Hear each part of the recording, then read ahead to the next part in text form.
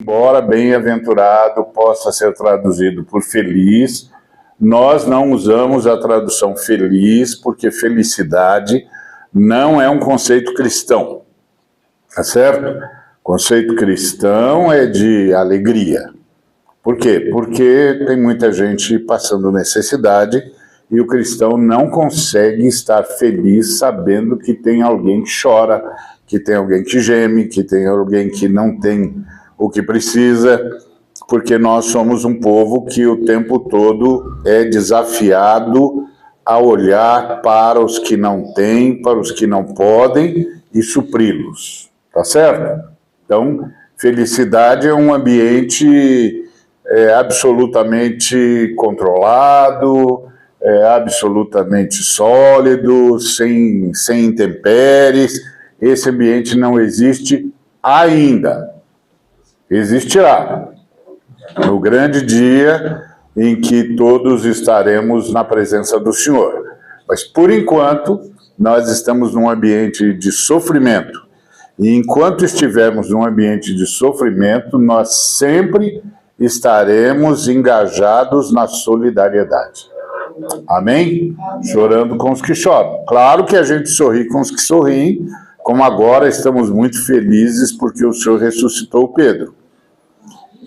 Mas também choramos com os que choram. E é isso que nos leva a tomar posição na vida e na história. Bom, hoje a nossa bem-aventurança, que é na nossa tradução, na forma como nós a interpretamos, a recepção de dignidade. Então, dignificado ou seja, recebe dignidade quem? Essa é a ideia. Então, bem-aventurados, estamos no Salmo de número 34, e o versículo que nós vamos ler é o versículo de número 9, que diz assim: temei ao Senhor, vós os seus santos. E o versículo 8, que é anterior a ele, diz: experimentai e vede que o Senhor é bom. Bem-aventurado é o homem que confia nele. Experimentai e vede que o Senhor é bom. Bem-aventurado é o homem que confia nele. E aí a grande pergunta é: quem é o ser humano que confia no Senhor? Essa é a pergunta. E a resposta dos Salmos está no versículo... a resposta dos Salmos está também, neste capítulo, no versículo de número 13, que diz assim, ou melhor, 12, que diz assim: quem é o homem que deseja vida, que ama viver por muitos dias para ver o bem? Então, esse é o bem-aventurado. Quem é o homem que deseja vida e que ama viver por muitos dias para ver o bem? Resposta: aquele que guarda a sua língua do mal.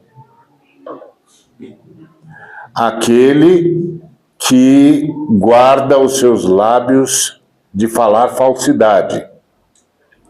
Aquele que se desvia do mal e faz o bem, que busca a paz e segue a paz. Esse é o bem-aventurado. Então, quem é o bem-aventurado pelo Senhor? Quem é o dignificado pelo Senhor?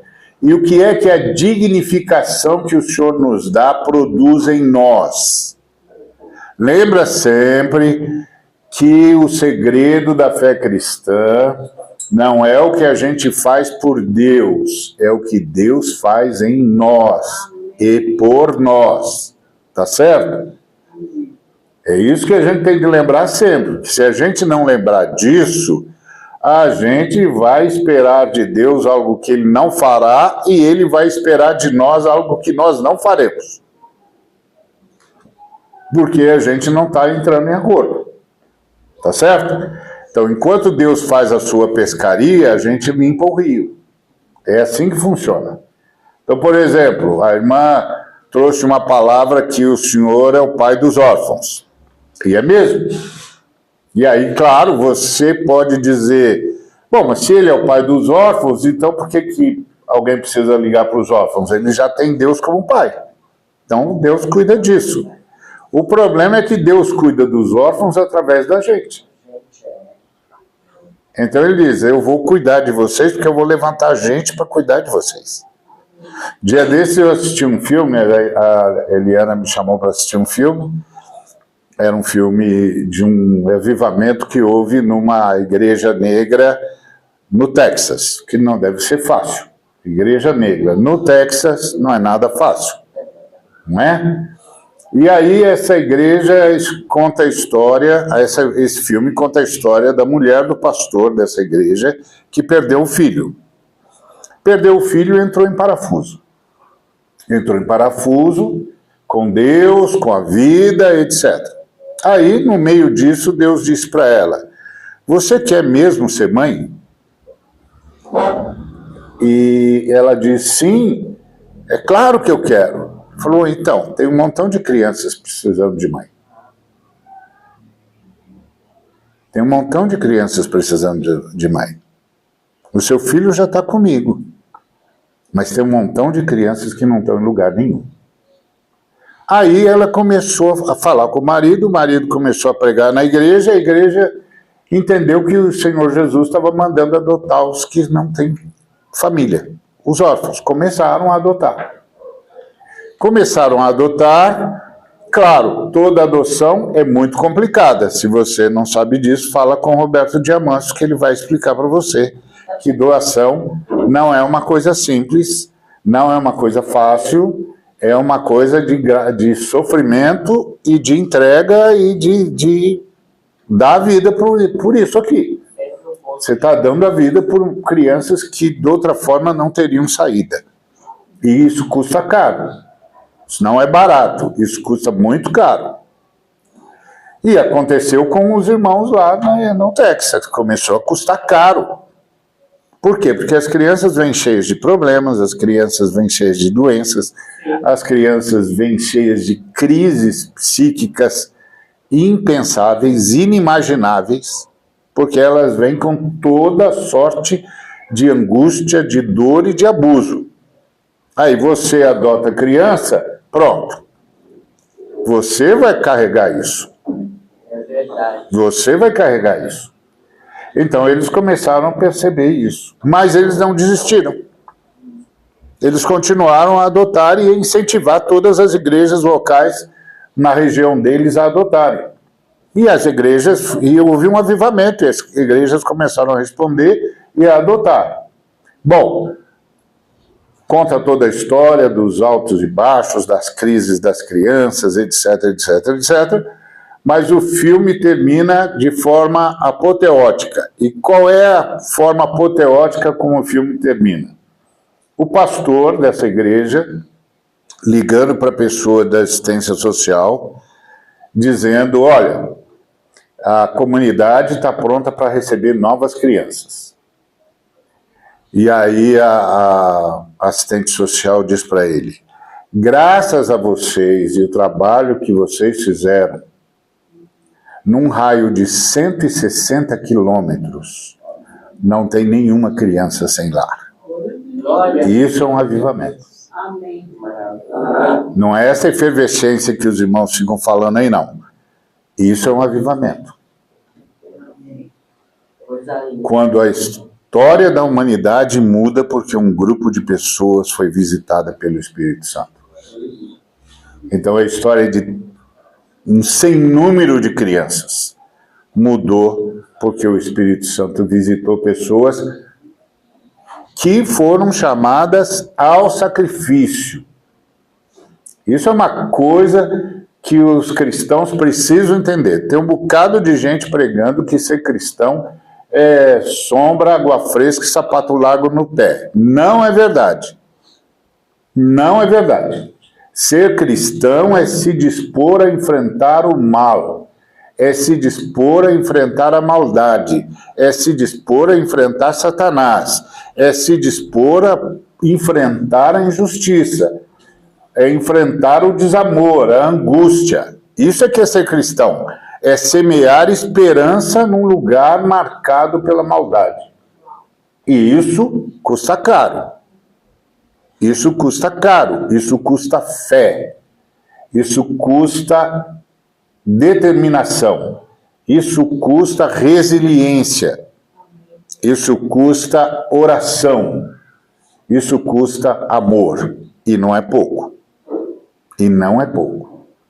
Então, o que é alguém que é bem-aventurado? É alguém que o Espírito Santo vai trabalhar na vida dessa pessoa de tal maneira que ela vai guardar a sua língua do mal. Por quê? A malignidade está semeada em tudo quanto é lugar. E tudo que o diabo espera é que eu acredite que não há nada além do mal. Que não há nada além da malignidade. E que eu passe a vida a dizer isso o tempo todo. É só ruim, tá tudo mal, nada presta, e isso e aquilo. Então, isso é tudo que o diabo quer mesmo. O diabo quer você de auditório especial dele. Dizendo, é isso mesmo, nada presta, nada é bom, só tem maldade. Não. Aquele que é bem-aventurado por Deus guarda a sua língua do mal, ou seja, não divulga a maldade, reage à maldade. E mais, os seus lábios não falam a falsidade. Ou seja, simples assim, se é verde, é verde. Ponto. E claro que isso é uma grande libertação, porque a maior parte das nossas falsidades nascem da nossa insuficiência como pessoa. Porque nós não estamos realizados em Deus, em Cristo, não estamos realizados como pessoas, nós estamos sempre inventando sobre nós. Porque a gente precisa nutrir uma reputação. E toda reputação é falsa. Toda reputação é falsa.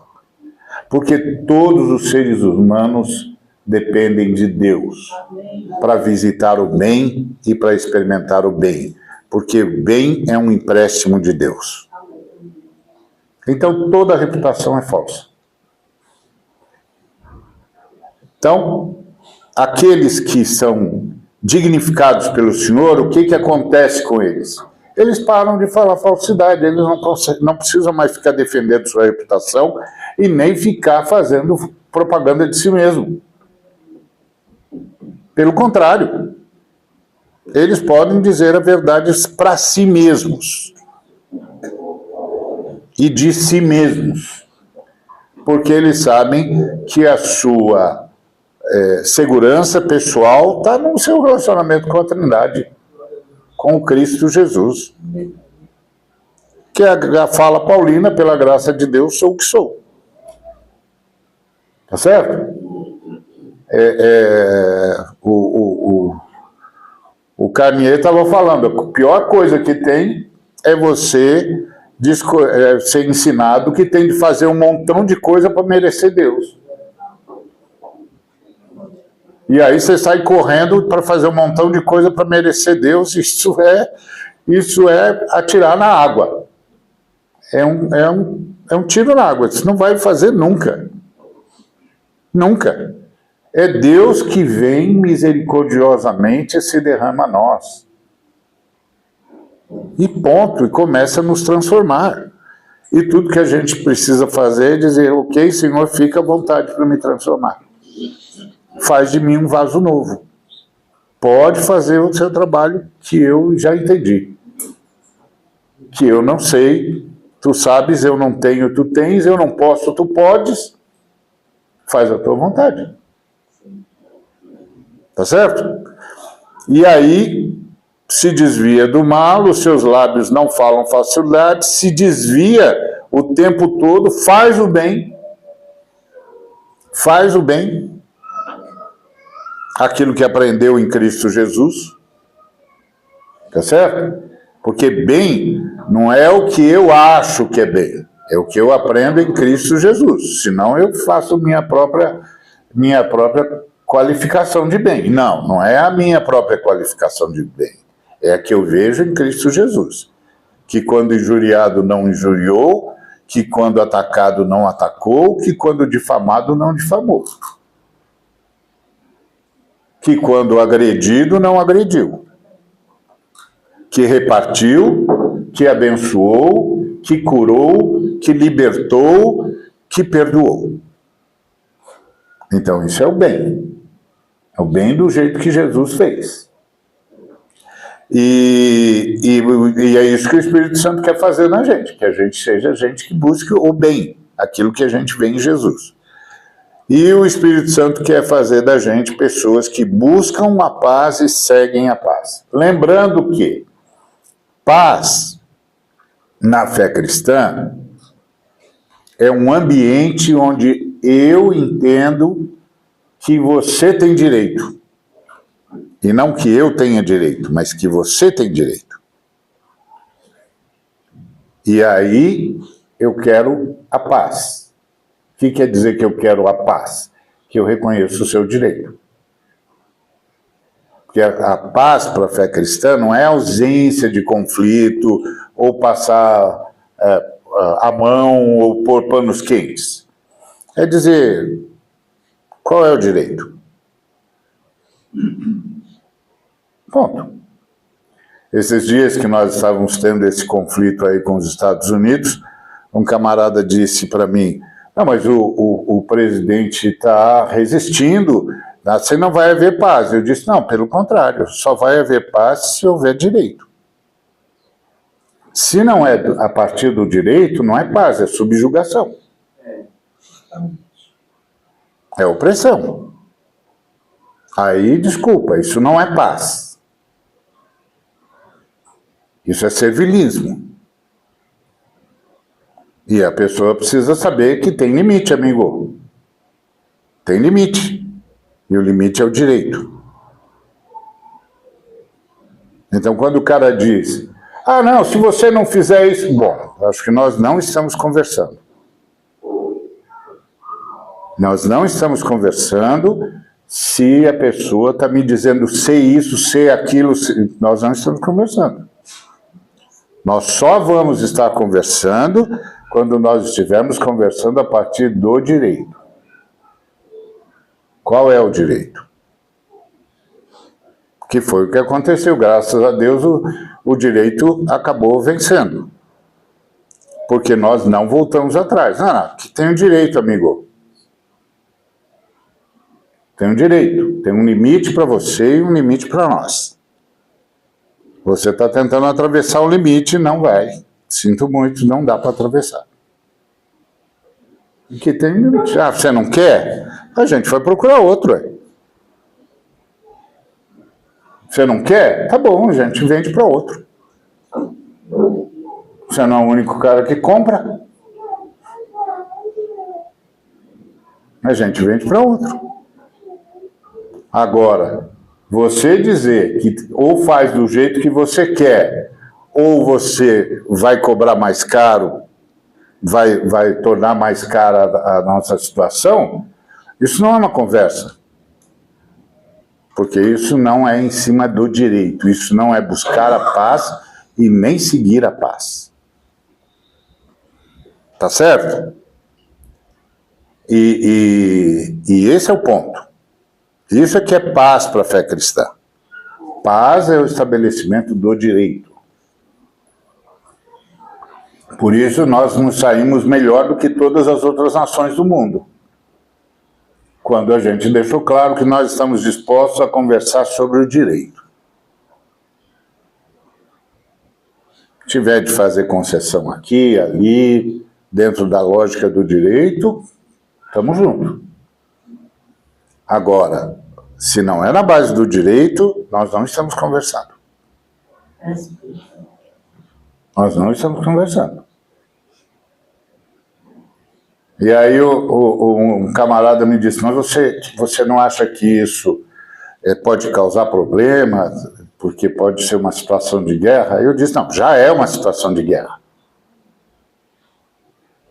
O sujeito já declarou guerra para nós. Então agora, a guerra está dada, amigo. Você declarou guerra. Bom, você declarou guerra, nós não queremos guerra, nós queremos o direito. Você que sabe. Se você não quer conversar, ok, a gente vai para outro lugar. É simples assim. Se não subjuga um povo, destrói uma nação, e alguém diz que isso é por causa da paz. Nunca haverá paz a partir do servilismo, da opressão, da chantagem e do domínio. Nada disso gera paz. A única coisa que gera paz é o direito. O que diz o direito? O que foi que nós subscrevemos? Eu subscrevi e você subscreveu. Não foi? Foi. Então está aqui. Isso é o que nós subscrevemos. É desse jeito que vai ser. Porque é a lei. Quando Deus deu a lei para Moisés, o que Deus fez? Tirou Moisés do poder. Daquele dia em diante, qualquer pessoa no arraial de Israel podia dizer, seu Moisés, não pode fazer isso aí não. Por que não pode fazer? Eu sou o libertador, por causa da lei, seu Moisés. A lei é de Deus, seu Moisés. Não pode, nem o senhor, nem nós, nem ninguém. Porque assim está escrito. É isso que é buscar a paz. E é isso que é seguir a paz. É se sustentar no direito. Nós, os hebreus, ganharam a lei de Deus. Não foi o primeiro povo que tinha lei, é óbvio. Os assírios antes os persas antes dos judeus tiveram lei. Só que a lei dos medos e persas era uma lei inamovível. Uma lei que uma vez feita nunca mais muda. Esse tipo de lei é opressora, porque a lei é para legislar sobre o direito numa sociedade viva. A sociedade não está morta, a sociedade está viva. Então a sociedade vai mudar, o direito vai ter novos contornos, a lei vai acompanhar o direito. A lei não estabelece o direito, a lei legisla sobre o direito estabelecido pelo princípio de justiça. Tem que lembrar sempre disso, irmãos. Senão a gente cai na mão dos opressores e nunca mais sai debaixo daquela droga. E isso não pode. Por isso que o bem-aventurado é o que segue a paz. E a paz é a busca pelo estabelecimento do direito. Tá certo? Em todos os níveis e em todos os relacionamentos. É isso que o Espírito Santo quer promover na gente. Aí você pode dizer assim, mas a lei de Deus também não é assim igual a dos medos e persas? Não. Quando as filhas de Zelofeate foram diante da divisão das terras, elas disseram, Moisés, olha, nós estamos com um problema, porque nosso pai não teve filhos homens, só filhas mulheres. Então agora meu pai vai perder a memória dele, a história dele, nós vamos perder, a nossa tribo vai perder a terra? Aí o Moisés foi consultar Deus, e Deus disse, as meninas estão certas, muda a lei. Muda a lei, elas estão certas. E aí a lei mudou para favorecer as mulheres num mundo patriarcal, porque a lei tem de estar diante de uma sociedade viva. Por isso, nem a lei de Deus é inamovível. Por quê? Porque se submete ao direito. Então, isso é paz nas Escrituras Sagradas. Algumas vezes eu vejo uns irmãos falando de paz na igreja, eu falo, ai, ai, ai, ai, ai. Esse troço aí não está na Bíblia, não. Sobre água fresca, ausência de conflito. Não, isso aí não está na Bíblia, não. A Bíblia fala do direito, amigo. Direito. Não é assim. Por isso que o Tiago diz que justiça é um fruto que se semeia na paz. Todo mundo fala que a paz é resultado da justiça. A Bíblia diz, a justiça é resultado da paz. Por quê? Porque paz é uma decisão pelo direito. Então, quem é que busca a paz? Aquele que decide pelo direito. Então, isso é que vai gerar justiça. Então, bem-aventurado aquele que o Senhor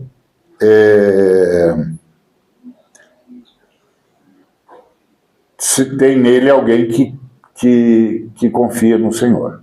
Então, quem é que confia no Senhor? O camarada que não toma o partido do mal, toma o partido do bem e segue a paz. Tá certo? Isso é obra de Deus em nós. É isso que o Espírito Santo quer fazer com a gente. Então, quando a gente diz o tempo todo na Bíblia, né? A Bíblia diz o tempo todo, não resista ao Espírito Santo, não resista ao Espírito Santo.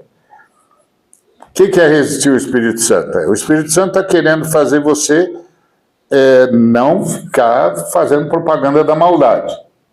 Mas aí você está fazendo propaganda da maldade, e o Espírito Santo diz, para, você está virando plateia do tinhoso. Para com isso. Você só fala o mal, você virou plateia do tinhoso, porque o tinhoso quer convencer o mundo que só existe o mal. Mas aí a gente não para. O que a gente está fazendo? Está resistindo o Espírito Santo. O Espírito Santo diz, rapaz, busca o bem. Faz do jeito que você viu Jesus Cristo fazer. Eu te dou poder para isso. Eu te dou condições para isso. Você sai do barco, que eu faço você andar sobre as águas. Esse é o segredo de Jesus. Às vezes a gente fica lá dentro do barco dizendo, Senhor, me dá poder para andar sobre as águas, me dá poder para andar sobre as águas. Aí o Senhor diz, então sai do barco. Você quer que eu te dou poder para andar sobre as águas dentro do barco, para você ficar pulando dentro do barco e dizendo, eu tenho poder para andar sobre as águas. Quem tem poder para andar sobre as águas, anda sobre as águas, amigo. Quer poder para andar sobre as águas, sai do barco. E eu sustento você. É a mesma coisa, esse é o princípio de Deus. Você vai no caminho que eu te indico, que eu sustento você. Então isso é não resistir ao Espírito Santo. Pelo contrário, é ceder ao Espírito Santo nesse nível. Isso é a bem-aventurança. Amém? Amém. Muito bem.